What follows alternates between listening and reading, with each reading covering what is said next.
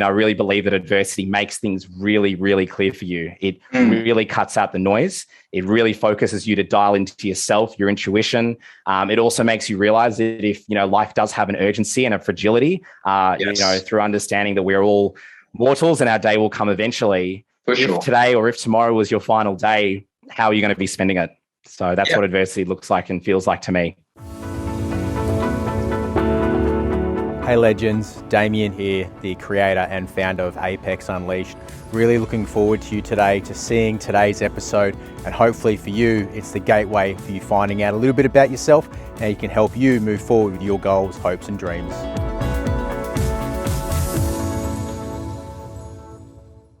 Everybody, it's Damien Piotr here from Apex Unleashed. Today I have an amazing guest, like all our guests are, Dan Odoi. How are you, brother? Super, super well. Bloody gassed to be here, mate. That's cool, man. I love that. And but you are the owner of Mamba Moments, but there's more to you than the business that you run. I read a story. Basically, you're the guy that's always in the right place at the right time. So when career changes happen and the moves sort of progress in the world, good things happen to you, mate. Is that how you reflect your journey and your career and now your business? Yeah, it's I often articulate my own experience as being very accidental, loaded with a very healthy dosage of intuition and having just some great people in my life along the way. Awesome. Everything that I've been able to navigate or share with others or do with others, has always been somewhat short-term focused. I grew up, I think, in very fluid, diverse environments. I'm, the byproduct of a biracial marriage. My mum is Ukrainian, my late father, Ugandan. So there was never really a blueprint or a set roadmap of what I had to follow in my path. And at times that was terrifying because I just wanted the security and the certainty of knowing what to do. But also at other times it meant that I felt I was very fluid,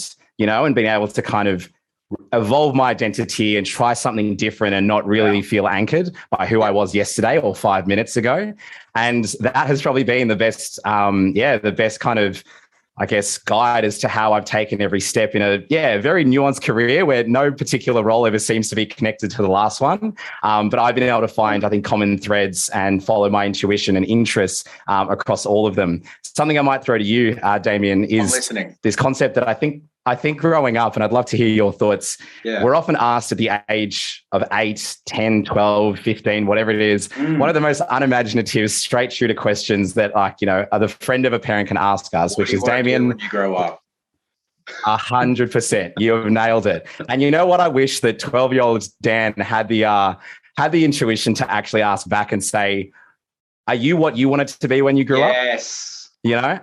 Have you figured it out? Do you live the life aligned to what you want to be doing? Because to be imposing that on a 12-year-old that's only had 12 years of experience to an adult that's lived for 40 years that may have not even done it themselves, I sometimes think there's this strange irony with that question. And realistically, Damien, I'm still figuring it out. But as long as I'm enjoying the journey and every next best step I take, really that's kind of the accumulation of my life so far. I love that because I'll answer that in two phases. I was at a park on Sunday and there was an event on with the kids.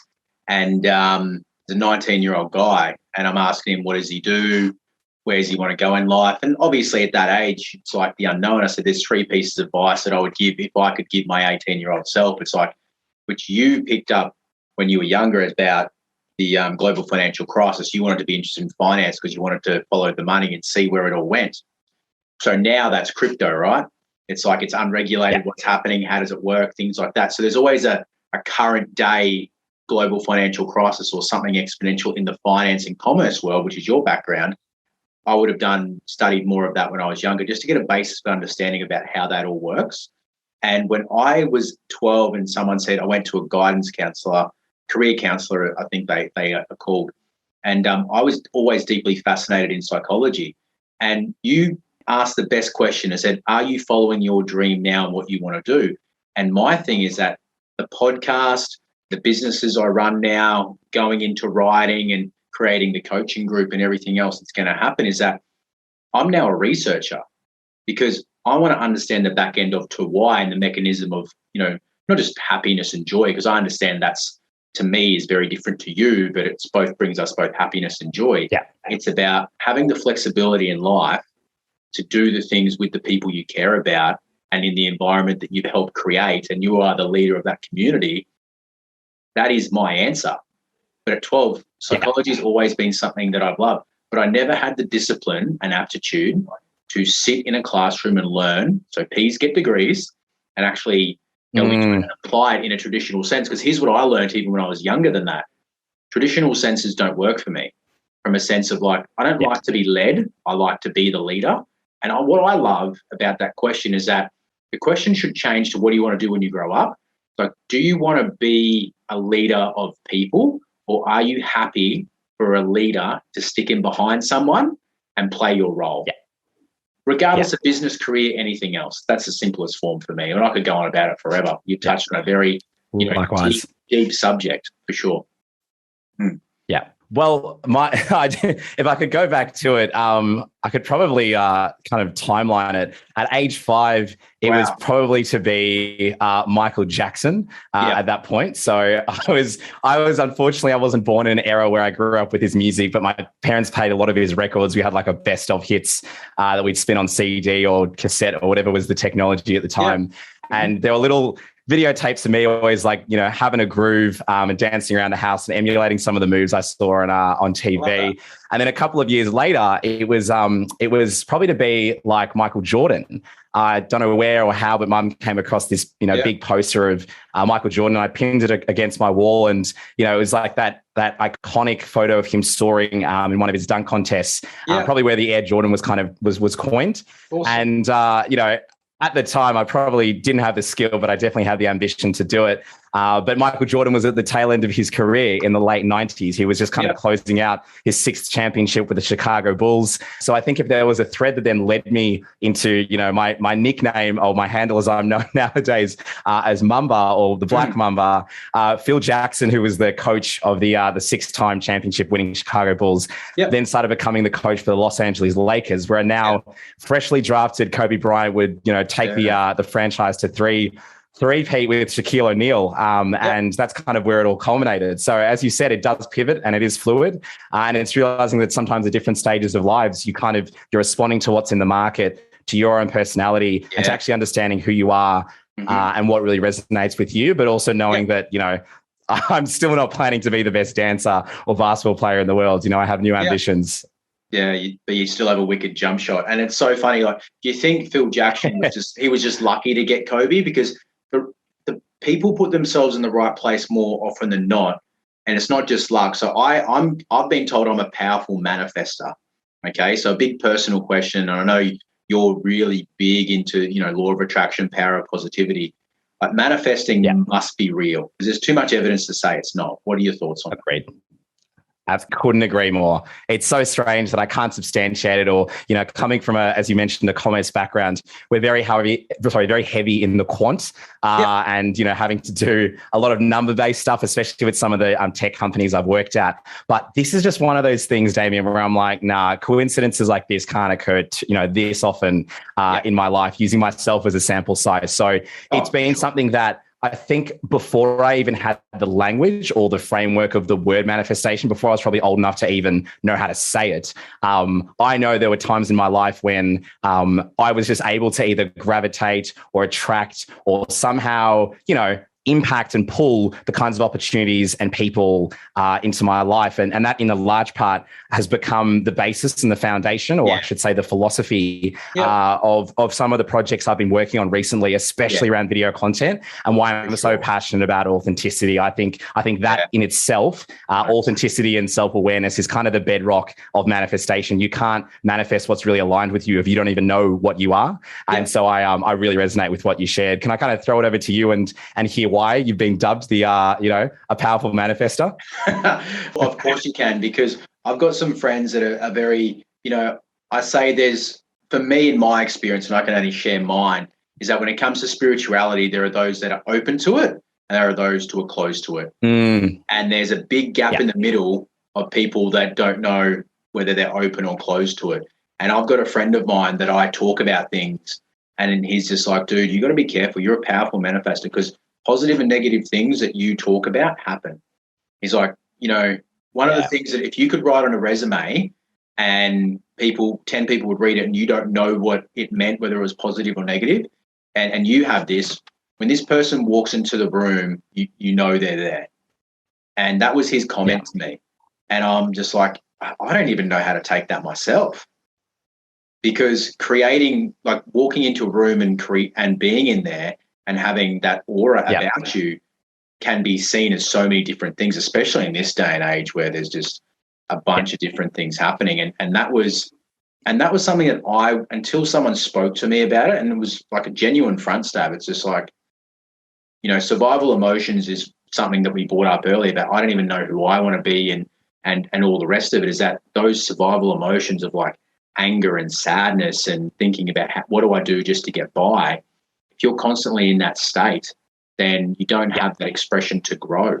And that's manifestation in itself as well. So when you're in a bad spot, you've got a friend that's always up and then their mood moves. Having that balance of up and down and being really central, I think that's a big part of manifestation too. Yeah, I couldn't agree more.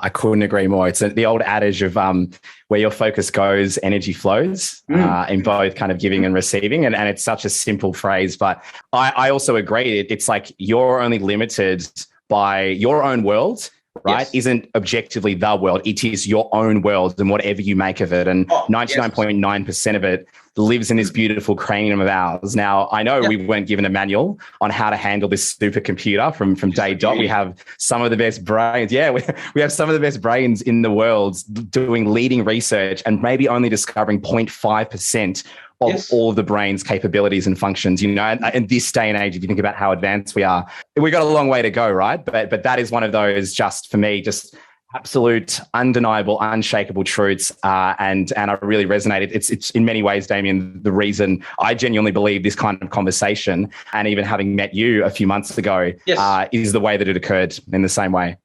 Yeah, because you know, I've got some notes here to talk about what we're going to talk about, and it's just already just flowed into a completely different dynamic to the people that we are, because, you know, we're not here to challenge others and how they feel, but we're curious. And that natural curiosity of just trying to find out, like, you can control how you feel, I control how I feel, and then there's that mirror of like that. There's something there in this space that's where the world evolves. You know, it's a beautiful thing, and it's something is that I've just got a bit of a quote here to go back to where we started from. Is that happiness and joy is something that expands when you share it with others. And I think, you know, from my perspective, is that that's what really resonates and shows in these type of conversations as we go. So one of the best things that I enjoy asking people about is working in creative spaces. So, and we talked about this already, is that, so I'm very linear. I'm facts driven. I'm sort of like, give me something tangible to work with, make me work through it. You work in creative spaces, so that's naturally a high energy role, you know, because creativity probably doesn't come from, you know, low energy, low vibes, low vibrations, and anything. How do you keep your energy high? Like, obviously you've got some self-care practices with training. Are there any habits or books that you read or you do? I know we've talked about journaling in the past. It's very deep and personal to both of us. What are the things that keep you aligned to know that when you're creating things with clients and yourself that really just keep you talk about at the start being gassed. How do you keep that energy high? Because it's not just smashing an energy drink and going for a walk, right? Yeah, and I'm laughing because the younger, more naive version of me, when I was working the 50, 60, 70-hour weeks, used to think it was 3 or 4 coffees before midday, and she'll be right. And I learned very quickly in the hard way that that's just a recipe for burnout, disaster, and an absolute lack of creativity. So, yeah, to answer your question, and this is so pertinent, I think, in the time that we live in, because you might actually even see it over here now that I might hold it up, but this is a book that a friend of mine gifted to me. I used to work with her at a former company, and it's called How to Do Nothing, Resisting the Attention Economy. So calling out that, you know, in this day in particular, we have more notifications and bells and, you know, switching opportunities for our attention than ever before. And realizing that there's a number of different touch points in a day and a number of, I call them kind of like I might call them like attention points or like focus points, right? If you imagine like, you have an iPhone, it's fully charged 100% of the day. And every time you divert your attention or give your focus to something, right, it can either drain it really quickly or it can drain it slowly, at a more gradual level. And what's really funny is some of those activities might actually help you plug your iPhone back in and give it a little bit more juice. Very true. My life in this very straight iPhone kind of analogy, because, this is one of my favorite tools and has been for many years, is looking and really running every activity that I do through the criteria of understanding, will it conserve or will it re-energize me so that I can work through a day? Because like you touched on, high energy and creating from a place of abundance is key for everything that I do. When I have clients that reach out to me that are looking for creativity, that are effectively looking to outsource or find creativity from me, that can only happen if I'm in a position, mentally and physically, where I can do that. And so a combination of creating really clear boundaries, whether it's with my digital interactions, my social interactions, my physical interactions with the environment that I'm in, the workspace and studio that I've created, even the routes that I take on a walk. I'll try and surround myself with as much greenery in a park and get away from the major roads, the noise, the suburban. And it might seem really small, but it actually becomes really easy when you have this kind of decision-making criteria to go, how will this enable me? Because it's actually when you win all of those small compounding moments that start giving you more energy, when you then show up to your desk or your studio or the photo shoot or video shoot you're doing, you actually don't realize, but you're now in a place where you can just like effortlessly and abundantly create because you haven't actually drained yourself, especially your creative energy towards doing it. So like you mentioned, there's obviously a number of kind of pillar habits that we both share and hold really dear. Like for me, it's meditation, it's journaling, it's making sure that I have outside time, offline time from my devices. But above all, I think the kind of overlay or overarching principle is actually acknowledging if that activity will work for you. Because as you said, we're not here to preach and to try and convert other listeners to say you have to follow these steps just because Damien and Dan are doing them. It's about how can you activate your own high energy, your own creativity. So 100%. Rather than mindlessly doing activities, actually consciously take a note. Do a little litmus test or a temperature check. How am I feeling after that coffee? How am I feeling after that conversation with that client? Do I have a cringe in my stomach or do I feel energized from talking to them? Sure. Does that drink or does that food make me feel crap? And I think once you get a little bit conscious and cultivate a bit of self-awareness, it's actually not as hard as we think. We just don't spend the time, really, really evaluating our own lives and the habits we've made. Joe Dispenza explains this crystal clear. It's that bridging the gap between the survival emotion and the creation of the emotions of just like, I've got a little note here that you brought up about you've got to be connected to what you're creating. It can't just be a job.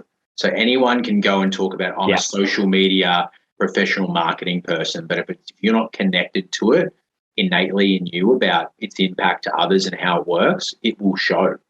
One of the other keywords that I really love here is that, so expansion is a wonderful word, because it's just like, the abundance and growth is only as much as you can naturally believe and create within yourself. And things just, momentum's a wonderful thing. And video creation and everything you're doing is no different.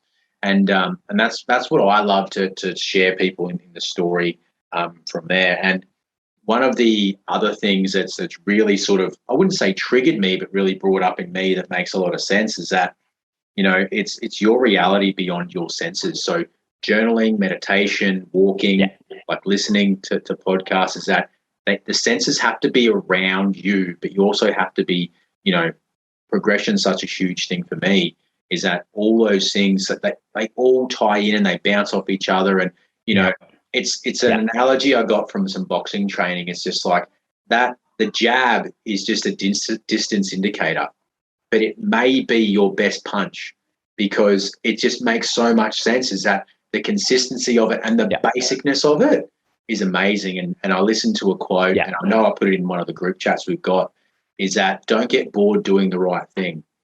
And doing the right thing is those daily habits, because I do the right thing, so let's look for another silver bullet. Let's look for something else. Well, that is the silver bullet. It's great that you can share that too, mate. And on the opposite of that, because we can't just be the good without the bad. Adversities are, like for me, it builds character. We've all gone through it. I know personally, whether it's business, personal, anything outside of a family dynamic and everything else like that, is that dealing with that and working through that and having that self-awareness is really critical. Is there something you can share with your listeners about adversity? Is something is that if you can touch it and you can feel it, and one of the things I listen to in one of the coaching programs that we do is that there's a wall, and when everyone gets to a blockage, they just, oh, what do I do? Sometimes it's okay to just put your hand on the wall and just lean there for a bit and just try and understand where you are. So adversity for you, it's a signal to me, but what does adversity mean to you? Yeah, adversity means, I think it's one of those incredibly humbling experiences that actually reminds you about how fragile and real life is. It's easy to be caught up in the euphoria or the utopia when things are going good. But I think it's kind of like you mentioned, like maybe even touching that wall. It's having something tactile just remind you in a really bittersweet way that this like life, this opportunity, this like lottery that we have been given to be alive, right, is just so fragile and so precious. And that kind of ties in with a story I'd love to share with you, Damien, and you know, with your viewers. I know you've heard a snippet of it, but for me, I think it kind of was probably one of the most humbling experiences that I've had in terms of understanding adversity, where really my content career took a major, you know, uplift or turn when in about mid-2019, I actually was really lucky to have won a travel content competition that I entered on a bit of a spurn, on a bit of a, you know, my housemate just had tagged me at the time and said, Dan, you make some pretty fun videos on social media. Why don't you give this a crack? And I was trying to rule myself out and say, oh, that's not for me. You know, I'm not joking when I say this is still an iPhone 8. And so for anyone watching this podcast, it's currently the 11th of November, 2021. This is 4 years old, but it's still my favorite device. And I use this to shoot and produce the video that eventually won the competition and secured me this lifetime dream job of an all expenses paid trip around Europe, scheduled for 11 weeks. Now, I left my role in a tech company I was with for about 4.5 years. I started my trip in Europe with another competition winner, also called Daniel. And that might have been one of the highest highs that life had thrown my way. And so prior to having any readings of Stoicism, Epictetus, Marcus Aurelius, and understanding it was just a dream. It was this kind of weekend hobby that I'd kind of entertained and kept very, very low key. And I don't think many of my colleagues at work kind of knew really how passionate I was about it. But all of a sudden I had this platform and opportunity to just lean into it and be 100% authentically me, sharing content with this global community of, I think, over 50,000 followers, and capturing experiences and being in new places, and just, really kind of being a bit of a digital MC, if that phrase really exists. But unfortunately, through the middle of the trip, it was coming up to my 26th birthday. So it was the 19th of August, and it was the one country I'd been traveling in, I think it was Albania, where the European SIM card that I had didn't have coverage in. Every other country I was in, it had coverage. This one country, I didn't have cellular data. So something about maybe the Eastern Bloc countries aren't that reliable. Now, unfortunately, my father, 61 years old, relatively healthy until that point, no signals, no issues. You know, he worked hard, I'm not going to lie, but no reason to think that anything was going to go wrong. But about midway through one of our bus trips through Albania, when I finally got some Wi-Fi and could turn my phone on, I just received all of these missed calls and no messages. And when no one wants to convey something through an SMS, you immediately that was my red flag. I was, everything from that point onwards just felt like a blur. And amongst it all, and eventually getting onto my... Yeah, exactly. And that moment, that was like I knew something was on, and you kind of start this pre-shock period, and jumping onto a phone call eventually with my family, found out that my late father, Sylvester Mika Odoi, had passed away from just a sudden heart attack, at his home with my family. And that was, I think the really bittersweet feeling about all of that was that he was probably my biggest supporter, and probably the voice that actually assured me the most to take this opportunity and leave this company that had paved an incredibly impressive career for me and an incredibly impressive trajectory, but firstly as an incredible storyteller, but secondly as just one of my biggest fans and probably one of my biggest idols, was the one that supported me the most to be over there. But it also, shook me so much that seeing him at the airport before the trip and telling him that I can't wait to come back and tell him all the stories of the trip anyway was something that, really anchored that entire period of just confusion and grief. And as I said, the rawest form of adversity I'd experienced until that point. And I could sit there and I could feel like the victim, and I could have been annoyed at the world and thrown myself around. And instead, I just had to realize that, you know what?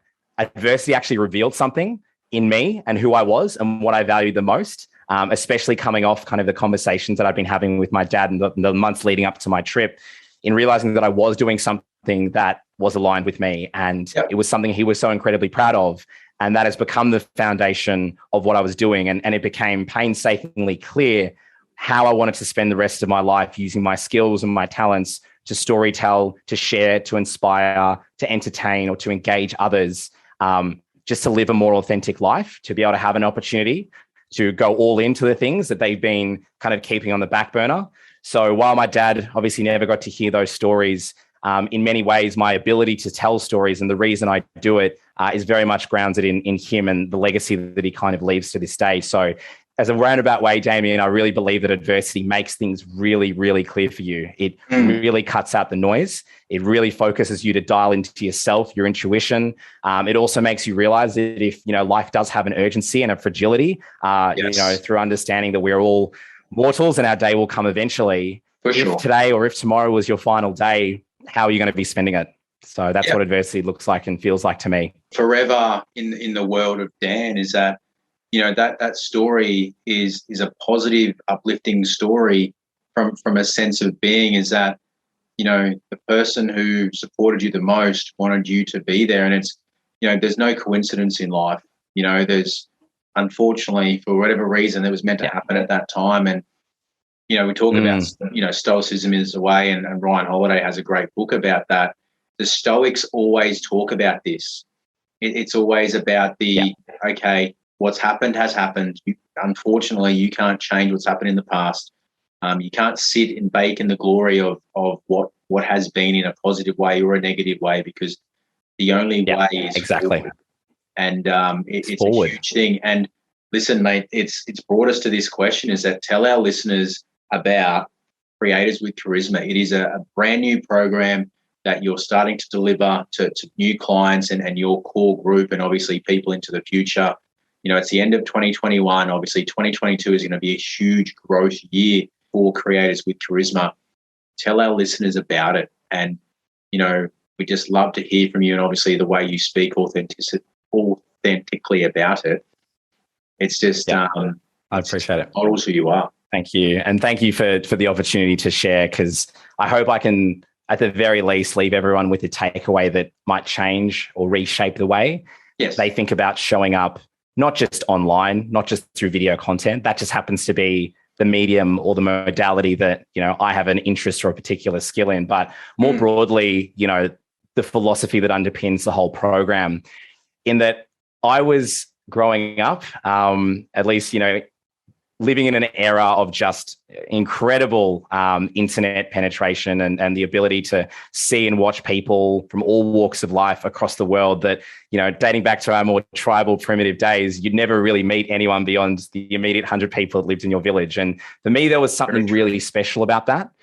Very, very special about that. Yeah. In many ways, that kind of sparked this curiosity of kind of being a creator myself and wondering, like, what could I bring to the world and to a community that's bigger than just the people I grow up with or just my family. Yeah. And so as I was trying to kind of navigate and understand, this online space of video content at the time, I was noticing there was kind of like two pockets of what the internet was kind of creating, or at least what I was finding. One, there was some incredibly charismatic speakers, authors, writers, inventors, entrepreneurs that I really believe carry charisma. It's just that effortless feeling of authenticity, of being so comfortable and confident in yourself that you are the only validation you ever need. And there's something incredibly disarming about that, because I rarely see it nowadays, but it's also really special when you see it. It's that feeling that when someone walks in a room, you're like, they are who they are unapologetically and fully. And it's so refreshing to see. And there was this other aspect of incredible technical video content creators that just made beautiful videos that were very high production, but they were the ones behind the camera. They weren't in front of it. Yep. And so I was for the longest time trying to bridge this gap to be like, how can you use the amazing tools that we have of this day to cultivate a community where the individual who's the best person to talk about their product, their service, their story, their mission, their cause, no matter what you're doing, they are often the best person suited to share that story of whatever it might be.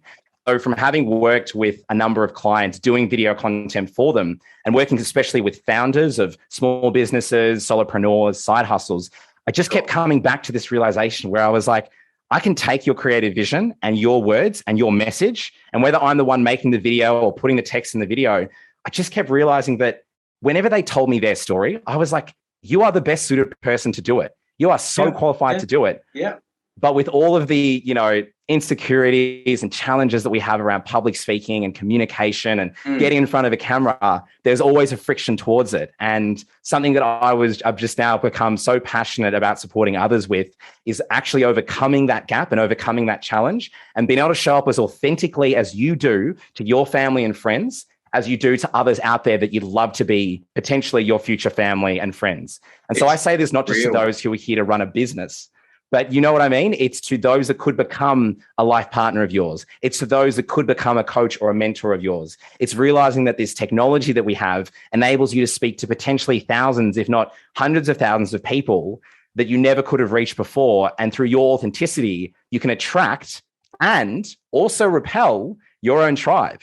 You can let your own vibe dictate the kind of people you'd love to work with. And then when you can take away that noise, that concern, that technical overwhelm and paralysis analysis that we all get with showing up online, then you can just be. And trying to bridge that gap is something that, the Creators with Charisma program has really stood for. There'll be technical elements of learning how to conquer your equipment. There'll be communication elements about how to present and how to show up and how to structure your words and do that all. But above all, I'm just trying to encourage, a generation of people to show up more authentically and more positively online, because, as I've encountered, at least in the last 10 years, there's a lot, and I mean a lot of overwhelming, negative, triggering, apprehension fueled, anxiety triggering content that's out there. But I know the world's better than that. I know humans are not inherently like that. It's just, unfortunately, that's the kind of stuff that often gets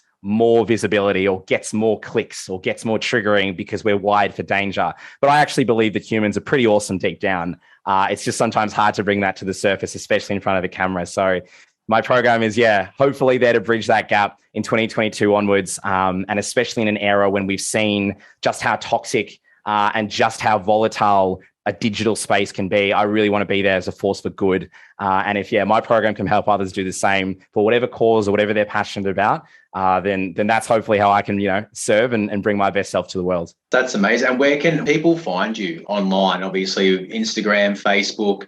What's the best forum to communicate with you, mate, about the program? Yeah, it's still obviously in its early stages. We're definitely going to be hitting the gas hard in 2022. So if you are interested in learning a little bit more about it, please reach out to me. I've got a very wild, sometimes hairy Instagram where I love sharing the things that matter to me. And you can find it at Dat Black Mamba. Awesome. So DAT Black MAMBA. Dat Black Mamba on Instagram. It can be a bit of a mouthful, so I thought I'd spell it out for anyone tuning in. We'll and that's where you can find me hanging out. Appreciate it. That'll work from there. And listen, you live with a celebrity. You have a cat that's gone viral. Like, it's amazing. What's it like to live with a celebrity? Yeah, he was.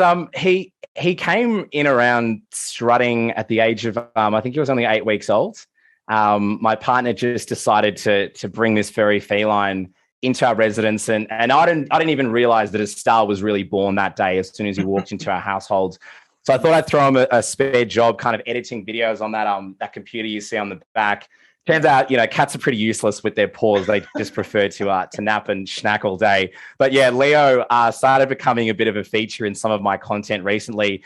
So it turns out that even when the first few videos on YouTube that went viral with cats back in 2006 hit a nerve, it's still relevant in 2021. So he's become more of a highly requested feature on my content than I think I have myself. So yeah, if you haven't already given me a follow, you'll see Leo popping up doing his thing on the gram. You have to the benefit that they need to, mate. That's for sure. Agreed. A good way to be. And I suppose my last question today, before you can ask any questions as well, is that, so how do you personally cut through the noise? Because you can teach others to cut through the noise, and obviously Leo might be a natural example of that. But in your humble opinion, how do you cut through the noise in this day and age? Because it will evolve and it will change, but currently, what works for you? Yeah. Yeah, I appreciate that. It's always a pertinent question. And because, as you said, I've kept evolving myself in, I think, who I am and my identity, I think you have to reevaluate that. And ultimately, the only thing that no one else has out there is you. All the experiences, all the inputs and outputs that only you can produce.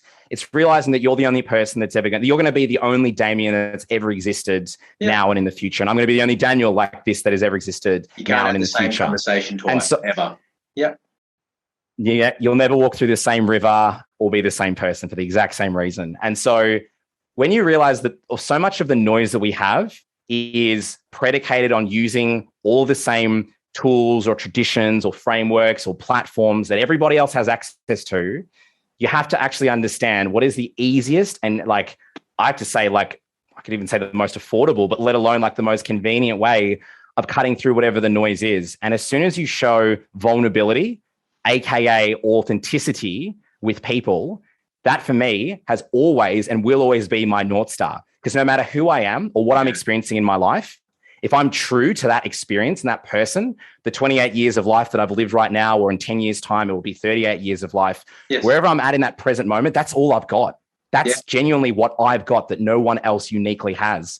And so, again, finding and understanding that part of yourself, to me, is as complicated and as simple as it takes to cut through all of the noise that we see, because the noise is often saturated with mediocrity, copies, replicas, doing the same old that we've seen, but the world's waiting to see you in your own uniqueness, because that creates a moat that literally no one else can emulate. Oh, 100%. And removing the mask is probably the terminology that comes to mind when I hear that from you. And it's a beautiful thing. And one thing that's really important is that I want people to understand this. I hope we pause for a second to really listen to this message, is that when you talk about your North Star vision, to us, that is like, what is the ultimate goal? So what you need to do as an individual inside of you is to look within yourself about what that means. And when you know what your North Star goal is, that's a very powerful thing to have, because that's between you and you. And there's no one else that can take that from you, that can change that can influence you to be like, you can change your North Star goal, but that is 100% up to you. And people really need to feel that. Yeah. 100%. Yep. Hanging in appreciation of that, Damien. Yeah. Loving it. Any questions for me before we wrap up and go on about our business for the day? I'd love to ask, as the host with the most, I feel it's worth kind of accumulating or sorry, I should say, understanding from your journey so far of not only just this podcast, but as you said, living as a researcher, living as the person that 12-year-old Damien would look up to and say, holy heck, he's living an incredible life. At age 12, he couldn't have even fathomed what now you are doing right now. For sure. Do you feel like you are constantly redefining your own North Star coming off that previous point, and therefore you'll never be able to turn around and say, when I'm 40, I want to be this. When I'm 50, I want to be this. What is your kind of criteria? Yeah, it's, if I could talk to 2018 Damien to what I'm doing now, I wouldn't believe it for a second. I'd actually start to think that you're taking something that probably isn't allowed to be taken. It would blow my mind, is that the level of growth, awareness and understanding you can have as an individual within your, not just your physical being and your spirit, but your emotions, that you can change your life very quickly. And we live in a world now called COVID, and that is a world where people have been felt like this is restrictive of who I am and my identity and who I want to be. And my direct response is, what would I tell my 12-year-old self if there was a pandemic, is that not just stay in your lane, but focus on what you can control. It's just like me personally, one of the greatest skills that I'm still learning is that how not to react, because that's that stoicism we talk about, is that the reaction is my choice. Blaming you for how I react is just, that's where that power, control, and all that real, that angst comes from.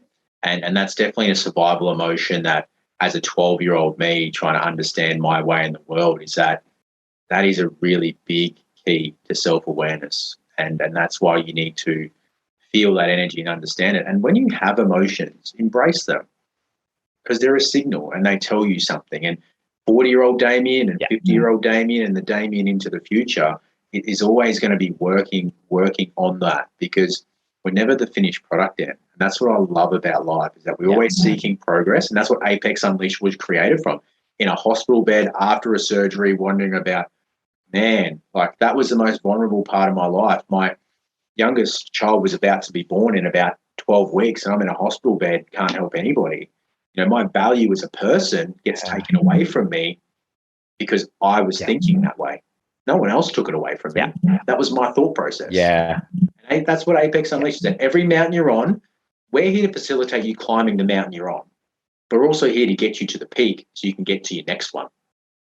But what we're not here to facilitate is, if you choose to go back down the mountains yourself, you made that choice. And I have this analogy that my soon-to-be 7-year-old in a couple of days says, is that, you know, when she says, I want to play with the iPad a little bit longer, and I ask for it back, I say to her, so honey, you can either give me the iPad now and you can have it tomorrow, or you can have it for another 10 minutes and you won't see it for another week.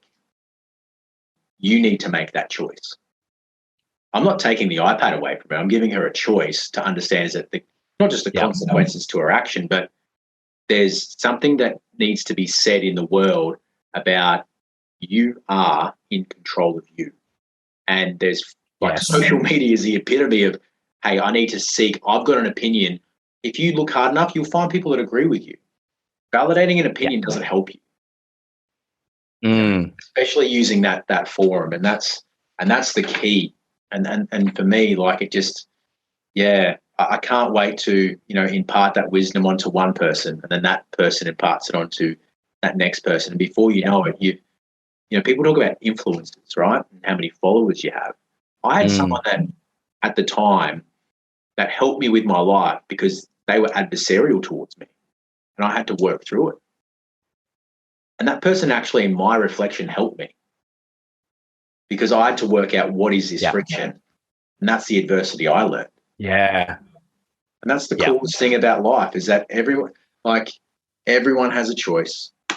And if you feel like people control you, the only person controlling them is themselves. Get out of your own way, man. Like, it's simple. It's so simple. It is. Love that. I'm happy to. I could ramble for hours on this, and I love. I've got goosebumps, man. Like, I'm just like, I can't contain myself. It's just like, you know, I'm not a runner, but I could probably pump out about 10Ks just on the euphoria of just expelling the information. Because this is like it's therapeutic to share what, you know, talk about authenticity and being real in your North Star vision, is that if you come forward with yours, people will share it with you. Because not that they feel there's no other option, but it's a safe space. And if you can create that space with people, and like you talk about the, you know, creators with charisma, like that's what that just happened now. You know, it's just a byproduct of the environment that you create. I love it. So it is. Yeah, it's a huge thing. And my final point to piggyback off that is this beautiful term a friend shared with me last week called conscious creation. It's this notion that whether you know it or not, we are creating something at any given moment, an experience, a service, a product, a feeling, an emotion, something. But if you make the decision to consciously be creating and cultivating or curating something in your life, right? That makes that you mentioned that shift of control and influence that you then give yourself just changes the game. Mm. Like it goes from being like, I'm waiting for someone else to apologize for this situation to I can apologize first, show my vulnerability, and actually influence this situation to move on. Right? I can take my ego out of the way. I'm not waiting or anchoring my life on someone else to do something, because you can't change that. Right. You can try, you can pray, you can hope all that you want to, but if you align yourself with what you know is your next best action, let the emotion touch you. Think about it. How does that make you feel? Use that as a signal to realign your sails. But you can't control the winds. You can control your sails. So what are you going to do about it? Yeah. I couldn't agree more. Oh, that's amazing. And Can You Hear Me Now is a famous quote from Ray Lewis. And he talks about that, about he's in a jail cell. He's just, he's had some troubles with the law. There was a big incident in Atlanta a long time ago. And he was saying God said to him, "Can you hear me now?" And it was the first time he truly heard God and touched him, because it was just a message to him is that you are greater than where you are right now. And just because you are where you are, which a lot of people consider probably one of the worst places and situations to be in, like that's when the magic starts. And he obviously, went on to a Hall of Fame career, which obviously from a sports, is a great motivational speaker, but he wouldn't have heard that, having a positive moment in life. And that's the power, man. And that's beautiful. So it's been a great time with you, brother. And I can't wait for people to connect with you. Again, I'm Damien Piotr here from Apex Unleashed. Please like and subscribe to our channel. We will have the links below from there. We are here to share with you and impart not just our beliefs and our systems, but how to move life forward and take the next best step. So until next time, Dan, loved your time, brother, and we'll see you next time. Such a pleasure, my man. Thank you for having me on. Thanks. Thank you so much for coming to today's episode. I always talk to people about my little journal, and this is the one I've got. It's not my first one, but it really is about your thoughts and actions become really important when you write them down. So don't forget to do those daily habits. They make all the difference. Please like and subscribe to all our channels. We are here to create and share content with you that helps you move forward in your journey as well, and we'd love to hear about your success stories.